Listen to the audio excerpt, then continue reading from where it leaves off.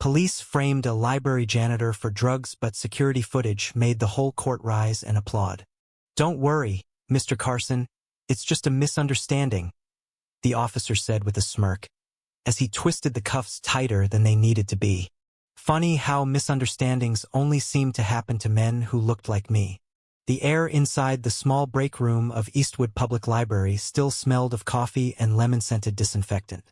Just moments before, I'd been wiping down the counter, humming Otis Redding, thinking about how proud my daughter would be that I'd remembered her birthday this year.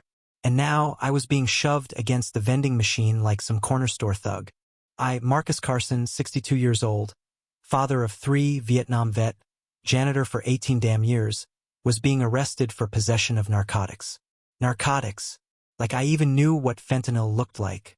The young officer kept his hand pressed on the back of my neck. Another stood nearby, flipping through his little notebook with the self-importance of a man who'd never scrubbed a toilet in his life. "You have the right to remain silent," he began. "I know my rights," I said, my voice low and shaking, not from fear, from rage, because I knew what this was. I'd seen it happen before. First they find the bag. Then they say I looked suspicious. Then my name goes on the news, library janitor busted in drug scandal. My daughter's college roommate reads it. My grandbaby hears whispers at school. And by the time they figure out I didn't do a damn thing, the stain won't come out. It never does. 3 hours earlier, I had just finished mopping the 3rd floor. It was quiet as usual. That's why I liked working here. Books didn't judge you. They didn't clutch their purses when you walked past. They didn't call the cops when you took too long in the bathroom. I was heading to the staff lounge when I saw him, Officer Derek Langston. He was leaning against the circulation desk, chatting up the new librarian. Young white guy, maybe 30, hair too neat to be real. I'd seen him around the neighborhood, sometimes patrolling, sometimes hanging out in the back alley near Jennings' bar, smoking something that definitely wasn't tobacco. Our eyes met. His narrowed. Mine didn't flinch. He didn't like that. I kept walking. Langston followed me into the hallway. "You got a minute?" he asked. "I'm on break," I said. He smiled. "Won't take long." I leaned against the wall, arms crossed. "What's up? You ever seen a bag like this lying around?" He held up a little plastic pouch, no bigger than a dollar coin. White powder inside. My gut twisted. "No." "Really?" he said, tilting his head like a damn game show host. "Because we got a tip someone saw you near the back stairs. Around noon. Said you were acting sketchy." "I mop those stairs every day at noon," I said. "There a law against working now?" He smiled again. This one colder. "We'll see. I should have known then." They said they found the bag in my locker, buried under my spare uniform, behind the half-empty bottle of bleach. I told them to check the cameras. They told me the cameras on the 3rd floor were under maintenance. Of course they were. They took me out the front doors, past families and school kids and Ms. Dana from children's programs. I saw her face when she saw me in cuff shock, confusion, maybe even fear, like I was some monster who'd been hiding among them all along. I kept my head high. If they were going to bury me, I'd make sure they had to look me in the eye when they did it. Down at the precinct, the questions started. Repetitive. Accusatory. "Why would someone say you were dealing? Where do you get your supply? Are you in a gang?" I laughed at that one. "You think gangs recruit senior citizens now?" The detective didn't laugh back. "They kept me overnight. No phone call. No lawyer. Just a ham sandwich that tasted like cardboard and a flickering fluorescent light that buzzed like a mosquito in heat. At dawn, they moved me to county. My wrists ached. My heart ached more. But even then, I didn't cry. I hadn't cried since the day we lowered my wife into the ground. I wasn't about to start now. The arraignment was swift and bitter.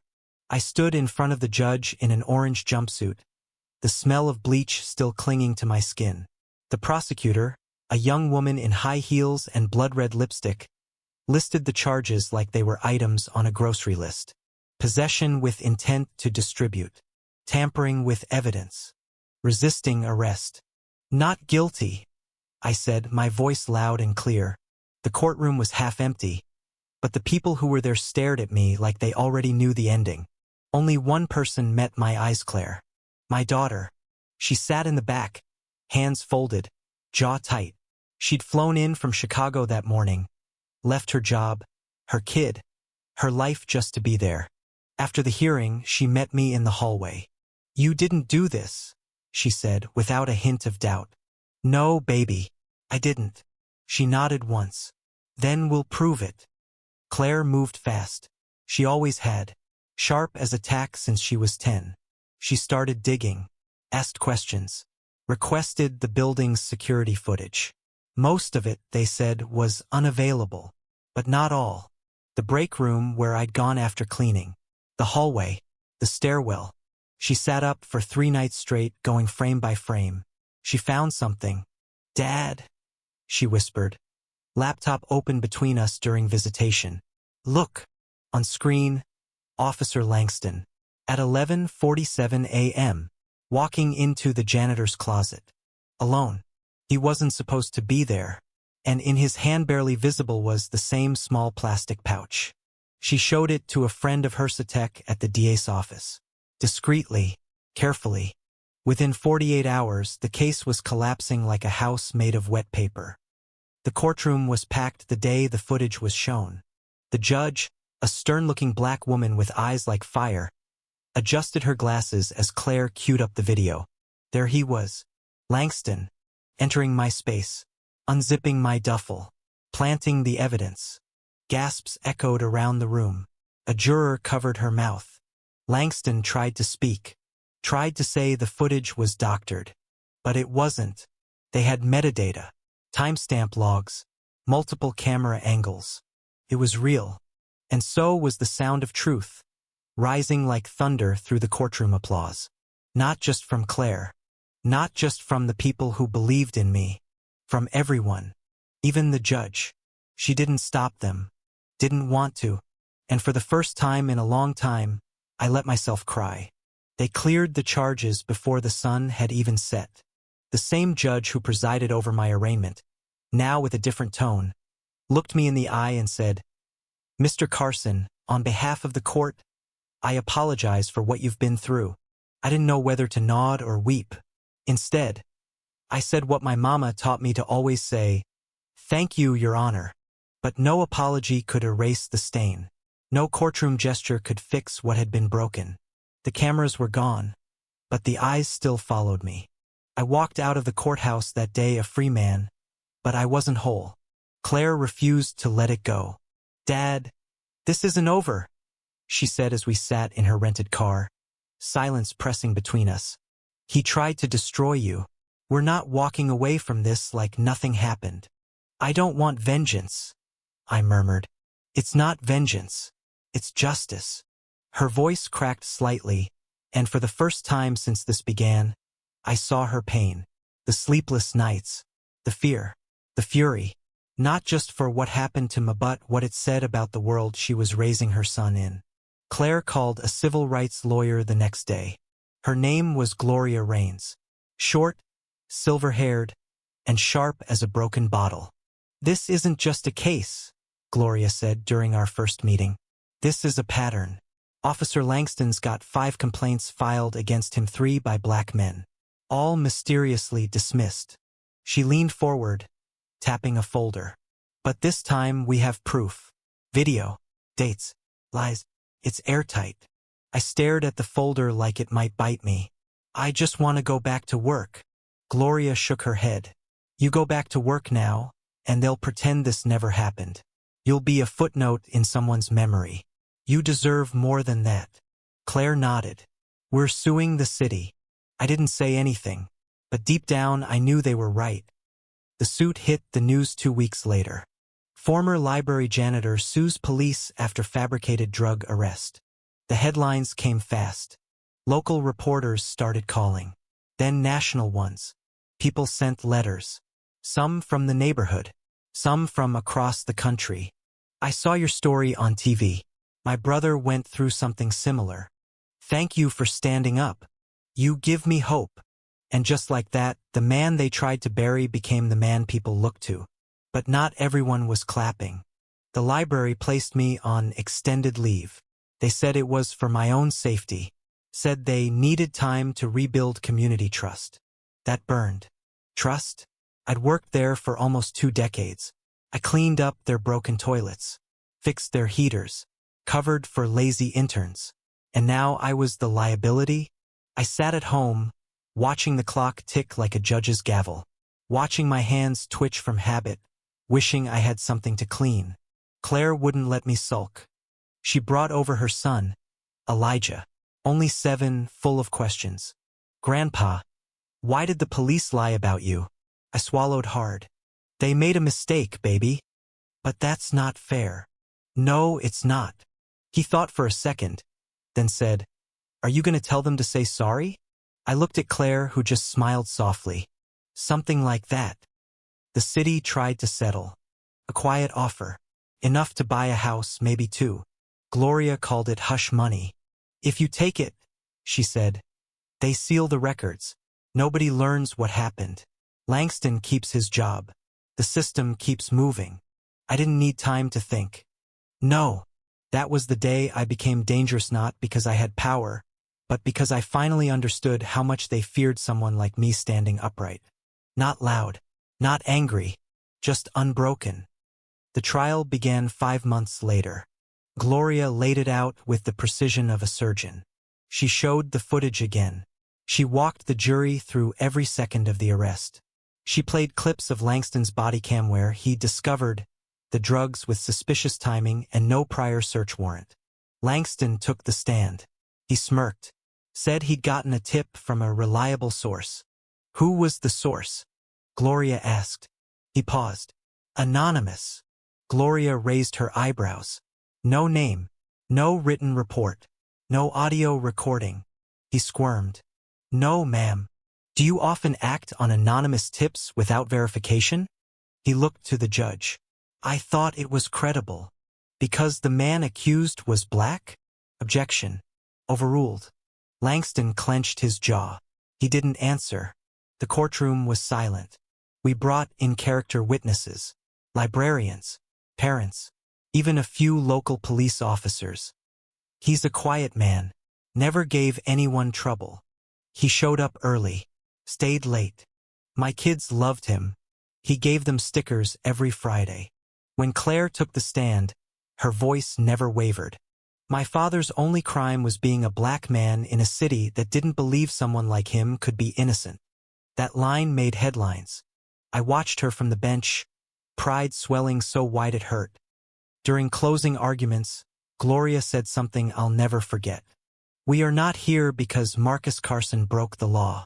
We are here because Officer Langston thought he could break a man and get away with it. But the truth has its own kind of justice. And today, that justice speaks through you." She pointed to the jury. And for the first time in my life, I prayed they were listening. They returned a verdict in under 2 hours. In my favor. The damages awarded were enough to change my life. But what mattered most was what came after. The judge looked at Langston, now pale, sweating, stripped of all that smugness, and said, "You're lucky this was civil court." He was later indicted by the DA, suspended, then fired. But the real victory? The city passed the Carson Act 3 months later, a bill requiring all police to wear active body cams at all times inside public facilities. No exceptions. No gaps. Claire and I stood at the ceremony. I even got to speak. I kept it short. I never asked for a spotlight. I just wanted to do my job. But if telling my story helps someone else avoid what happened to Methan, maybe it was worth it. After the cameras left and the city moved on, life slowly found a new rhythm.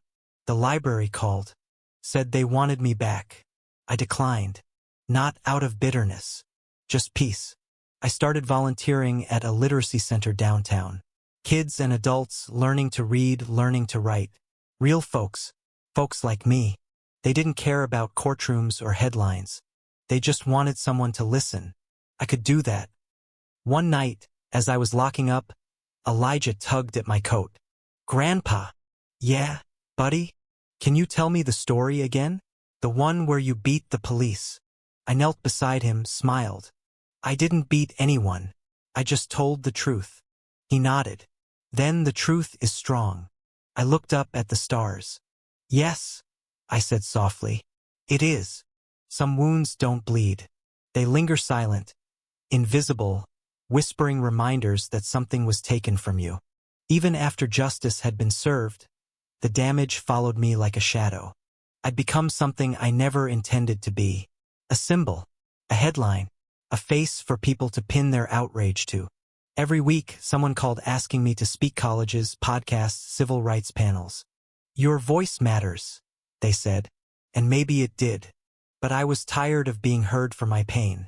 What about the years I spent quietly living, working, raising kids, showing up on time, helping the lost kids find the history section? Did that matter too? One day I got a letter. No name on the envelope. Just the return address of the Eastwood Police Department. Inside was a note, 5 words, handwritten in rough script. I'm sorry. I was silent. That was it. No signature. No explanation. Just guilt sealed in paper. I folded it slowly, sat back in my chair. Someone had watched what Langston did. Someone had said nothing. I should have been furious. I should have torn the letter in half. But I wasn't. I was tired. I slid the note into a drawer, beside my daughter's baby bracelet and the church bulletin from my wife's funeral. Not all truths need names. A month later, I was invited to speak at Eastwood High School. Their principal, a wiry woman with too much caffeine in her voice, said, "We want our students to understand what justice looks like when it works." I almost said no, but Claire said I should go. These kids are going to grow up voting. Better they learn now what power looks like in the wrong hands. So I stood in front of 300 restless teenagers in a creaky auditorium. I didn't talk about Langston. I didn't talk about the trial. I told them about the first time I was called the N-word. I was 10, riding my bike through the park. A boy no older than me shouted it from a swing set like he'd just learned a new word. I told them how my father didn't yell or cry. He just said, "Son, sometimes the world breaks loud people first." And I told them how I'd spent most of my life trying not to be loud. When I finished, no one clapped. They just sat there, thinking, and maybe that was enough. Not long after, Claire called with news that hit me harder than any trial. "Langston's suing the department," she said. "Says they abandoned him. Claims he was following protocol." I laughed bitterly. "So now he's the victim?" She didn't laugh. "He's going on cable news, Dad. The far-right networks. He's painting himself as a scapegoat. Says the footage was taken out of context. That you set him up." I could feel my pulse tighten. Nobody's gonna believe that. She didn't answer. That silence hurt more than anything. Because we both knew the truth. People would believe it. People who wanted to. Within weeks, the story flipped. One anchor called me a media puppet for leftist outrage. Another accused me of exploiting race for personal gain. They showed photos of me in court, played clips out of order. They dug up my arrest from 1982 public intoxication, long before I met my wife, before I found God. It didn't matter that I'd cleaned up my life. Didn't matter I'd never hurt anyone. Didn't matter the video was real. They wanted dirt. So they made it. Even the library released a statement distancing themselves. Said they regretted the disruption. Disruption? I was almost destroyed. And now I was inconvenient. One night, Elijah came home from school crying.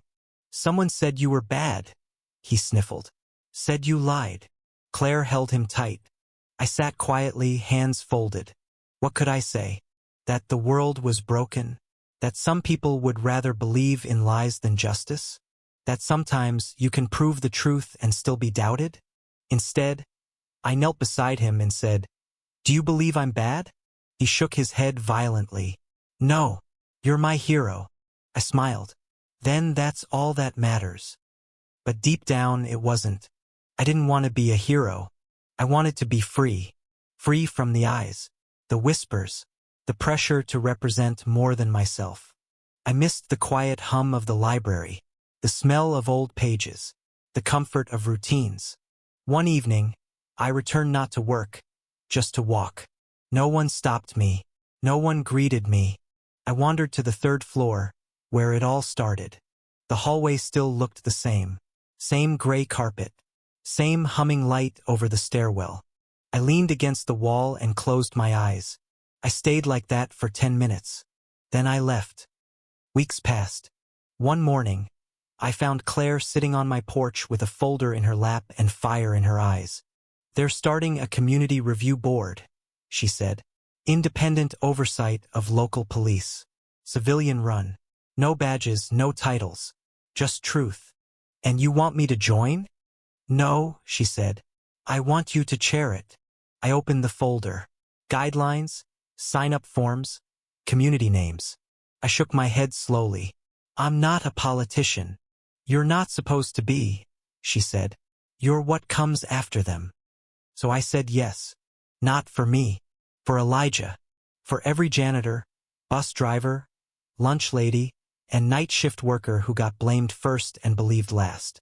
We held our first meeting in a borrowed church basement. 10 people showed up. Then 20. Then 60. Black, white, Latino, Asian. Teachers. Pastors. Retirees. Not activists. Just neighbors. We reviewed complaints. Studied body cam footage. Brought families in. We asked questions the city never did. And over time, people stopped looking at me like a symbol. They saw me as what I was. A man. A neighbor. A citizen who stood up when they hoped I'd stay down. On the 1-year anniversary of my arrest, I was asked to speak at City Hall. This time, it wasn't for a trial. It was for a ceremony. They were renaming the Eastwood Library's main wing. The Marcus Carson Learning Center. I didn't know what to say. When I stepped to the podium, I looked out at a crowd filled with people who once avoided my gaze. And then I saw Elijah front row, sitting on Claire's lap, smiling with every ounce of pride a 7-year-old could carry. So I spoke to him. To my grandson and to every child who's told they're dangerous before they're old enough to drive, I want you to know something. They can take your time. They can take your name. But they cannot take your truth. Because truth doesn't belong to the powerful. It belongs to the persistent. And I'm still here. We're still here. The crowd stood. But this time it wasn't in shock. It was in solidarity.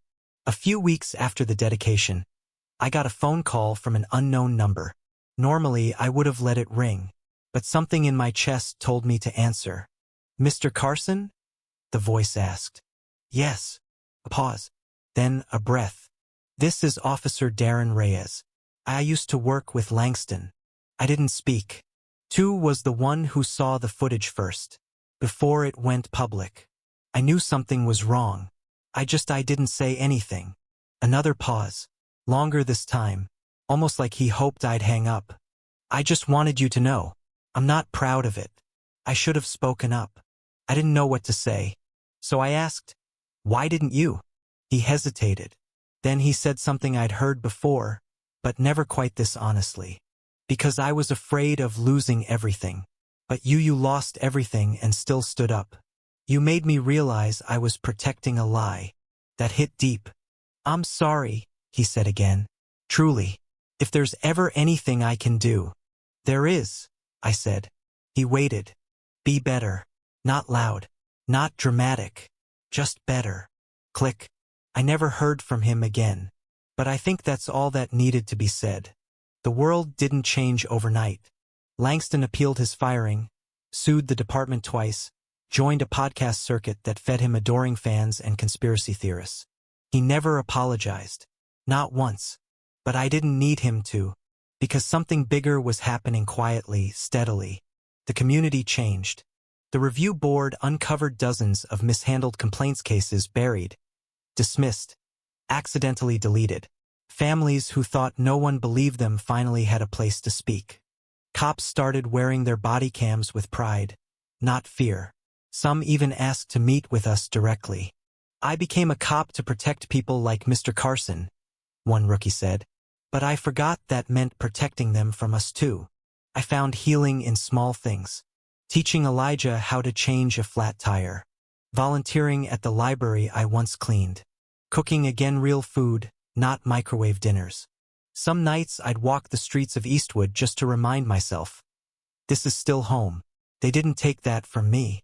And every now and then someone would stop me, shake my hand, tell me, you changed how I see things. I always smiled, but I never believed I changed anything. The truth changed things. I just held onto it long enough for the world to catch up. One morning, I received a letter from the governor's office. I assumed it was another thank you note. It wasn't. They were offering me the State Medal of Civil Courage. Not because I won a lawsuit, but because, as the letter read, you endured injustice with integrity, exposed truth without bitterness, and modeled what real citizenship looks like. The ceremony was scheduled for March 5th. Claire booked us a hotel downtown. Elijah wore a bow tie 2 sizes too big. When I took the stage, the room stood, and I thought about how strange life is. 1 year ago, they put me in handcuffs for cleaning a hallway. Today, they were giving me a medal for telling the truth about it. But I didn't keep the medal. I gave it to the Literacy Center. We mounted it above the entrance. Not for me, I told the kids. For all of us who kept reading, even when the world tried to shut the book. Months passed, then a year. Life, finally, felt like life again. One rainy evening, as I was closing up the center, I saw a man standing outside, soaked, no umbrella. He looked familiar. I stepped out. Can I help you? He turned. Older now, paler, shoulders heavy with something I couldn't name. It was Langston. My breath caught. For a moment the world narrowed. He took a step forward, then stopped. I'm not here to cause trouble, he said quickly. Then why are you here? I asked. He looked down, then back up. My daughter, he said. She's 16. Started going to protests. Talks about racism. Police brutality. I think she hates me. He laughed nervously. I don't blame her. I said nothing. She showed me your court footage, he added. Said, this is who I want to be like. A pause. And all I could think was I was the man in the video. He ran a hand through his wet hair. I won't ask you to forgive me. I don't deserve that. But I needed to see the man I tried to ruin. I needed to know he was still standing. He turned to go. I didn't stop him. But I said one thing. Tell your daughter the truth. He froze. I already did, he said softly. She still wants to meet you. I didn't respond. Just watched him disappear into the rain. And for the first time in a long time, I didn't feel hate. Not forgiveness. Not absolution. Just peace. Years later, when I was old and gray and mostly out of the news, Elijah asked to interview me for a school project. About what? I asked. About that time you were arrested, he said. I sighed. Again. It's different now, he said. I want to tell it right. He pulled out his little recorder and asked, if you could say one thing to the world, just one sentence, what would it be? I thought long and hard. Then I said, believe people when they say they've been hurt even if the system tells you otherwise. He nodded, wrote it down, then looked at me. You still sad it happened? I leaned back in my chair. No, I said, because it didn't end me. It revealed me. He smiled. And just like that, I knew the story was safe. It would outlive me. The end.